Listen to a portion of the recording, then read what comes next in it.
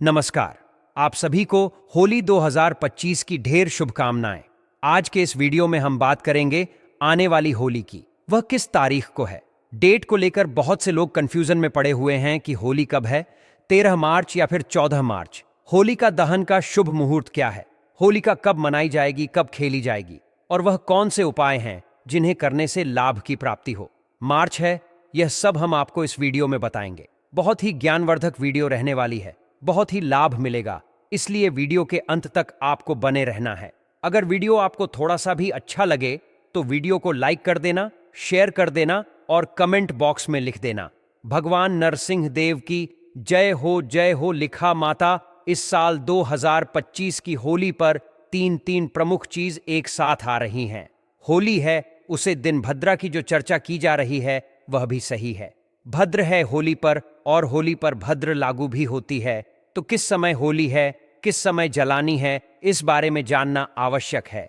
तीसरा ग्रहण बताया जा रहा है, अमेरिका पूर्णिमा पर होती है, पूर्णिमा पर होता है। चंद्र ग्रहण भी है, उसका क्या प्रभाव रहेगा वह जानना बहुत आवश्यक है। इतना बड़ा फेस्टिवल है कि उसको कैसे मनाया जाए, कैसे पूजा की जाए और किस प्रकार से उसका दहन किया जाए, क्या सामग्री उसमें अर्पित कीजिए, यह सारी बातें जो है बहुत महत्वपूर्ण हो जाती है। सारी जानकारी महत्वपूर्ण है, इसीलिए तो आपको होली से संबंधित, ग्रहण से संबंधित या भाद्र से संबंधित कोई अन्य वीडियो देखने की आवश्यकता ही नहीं रहेगी, क्योंकि यह वेद पुराणों से संबंधित प्राचीन शास्त्रों पर आधारित चैनल है।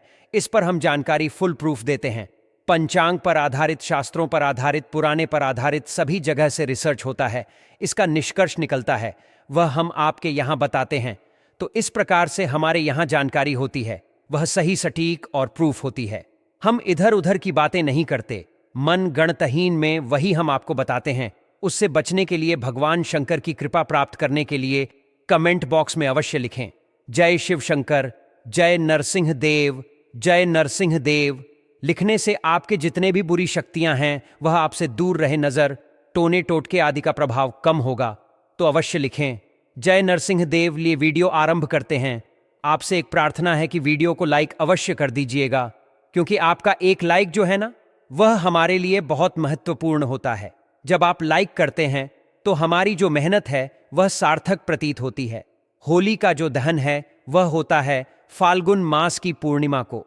तो पहले यह जानना आवश्यक होता है कि फाल्गुन मास की पूर्णिमा किस दिन है और उसी दिन होली का दहन किस समय किया जाएगा। होली जो है वह 2 दिन का त्योहार होती है।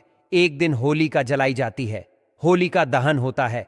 यह सभी लोग दिन में होलिका की पूजा करते हैं और पूजन करने के बाद रात्रि को शुभ मुहूर्त में भद्रा रहित समय में होलिका का दहन किया जाता है। भद्रा रहित समय अर्थात जिस समय में भद्र नहीं होनी चाहिए, क्योंकि होली और रक्षाबंधन दोनों पर ही भद्रा का बहुत अधिक प्रभाव होता है। उनके लिए भद्र हमेशा लागू रहती है, सदा लघु रहती है।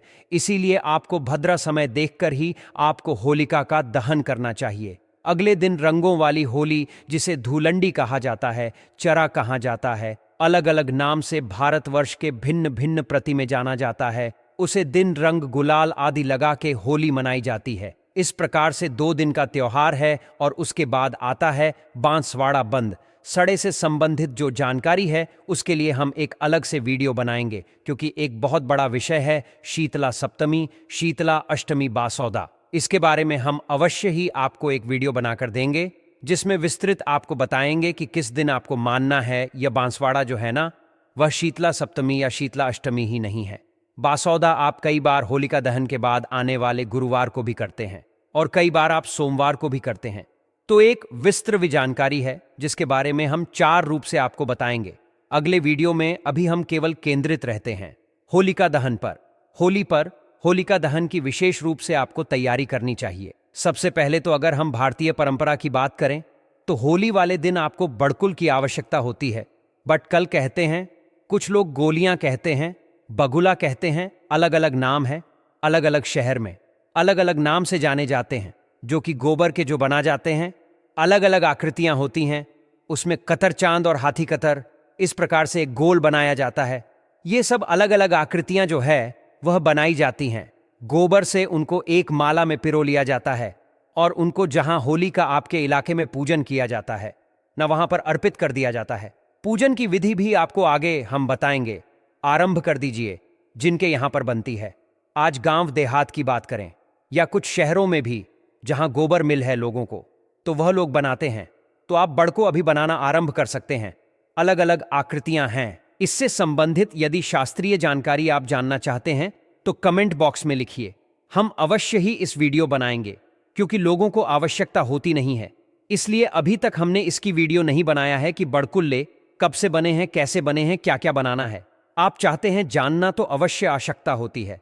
आजकल जो शहरों में रहते हैं उनके लिए हम बता दें कि मिल जाते हैं।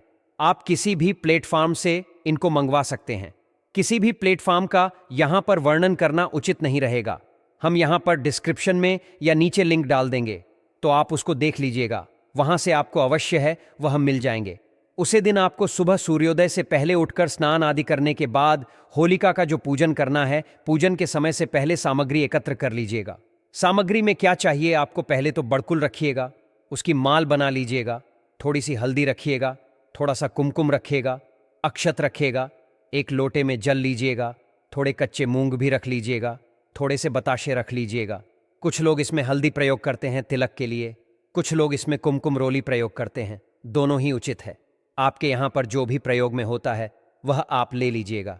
इस प्रकार से यह सारी सामग्री आप एकत्र कर लीजिए। एकत्र करके एक स्थान पर बैठ जाए।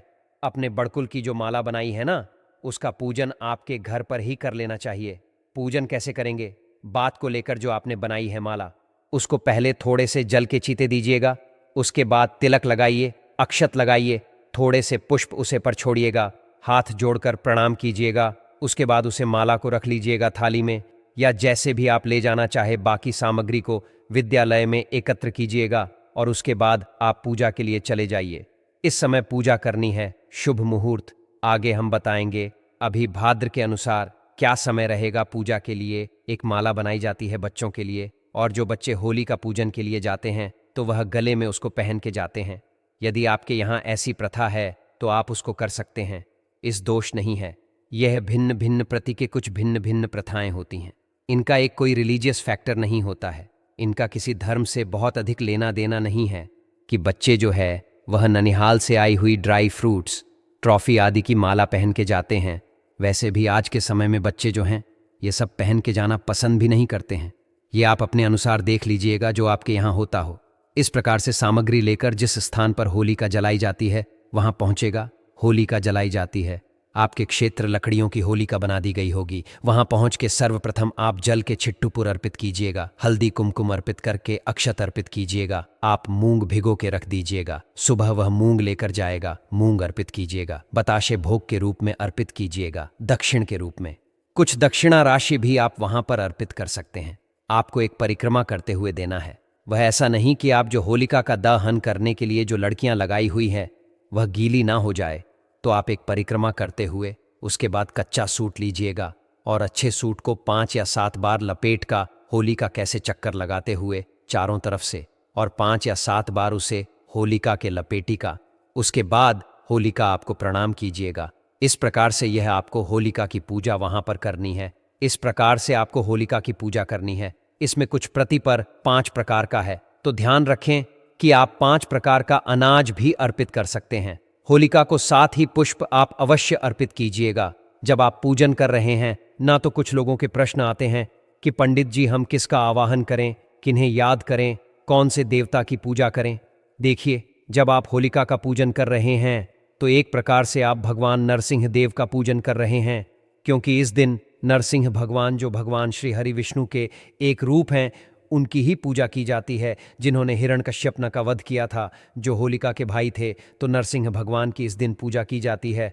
भगवान को प्रेम पूर्वक आप चंदन अर्पित करें, होली अर्पित करें, 5 प्रकार के अनाज अर्पित करें, और अंत में सूट से 5 या 7 चक्कर लगाकर उसको लपेट दें, बांध दें और गुलाल अर्पित करें। यह पूरी विधि रहेगी होलिका के पूजन की। होलिका का पूजन करने के बाद जब आप घर पर आएंगे तो आप पहले ही एक दीपक बनाकर लेकर जाएं। दीपक कौन सा? कर मुंह वाला दीपक बनाएं। कर मुंह वाला आटे का दीपक वह बनाकर लेकर जाए। अगर ना संभव हो तो मिट्टी का दीपक भी ले सकते हैं।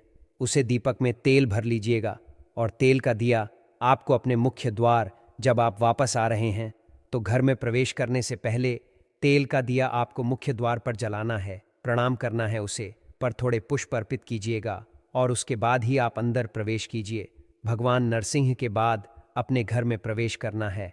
होली के दहन का सही समय और इससे जुड़ी सावधानियां बहुत महत्वपूर्ण होती हैं। जब हम होलिका दहन की बात करते हैं तो सबसे पहले यह जानना आवश्यक होता है कि किस समय इसका दहन किया जाना चाहिए और भद्रा का क्या प्रभाव रहेगा। होलिका दहन हमेशा भद्रा रहित काल में किया जाना चाहिए, क्योंकि भद्रा काल में शुभ कार्य करना वर्जित माना जाता है। इस वर्ष होली वाले दिन भद्रा रात 11:02 पर समाप्त हो रही है, जबकि होली के दिन यह रात 11:26 पर समाप्त हो। इसलिए होलिका दहन इसके बाद ही किया जाना चाहिए। इससे पहले होलिका दहन करना अनुचित होगा। इस विशेष दिन पर टोने टोटके और बुरी नजर से बचने के लिए भी विशेष सतर्कता बरतनी चाहिए, क्योंकि इस दिन कई लोग तरह तरह की क्रियाएं करते हैं। जब भी किसी चौराहे से गुजरें तो ध्यान रखें कि यदि कोई संदिग्ध वस्तु दिखे तो उससे बचकर निकलें।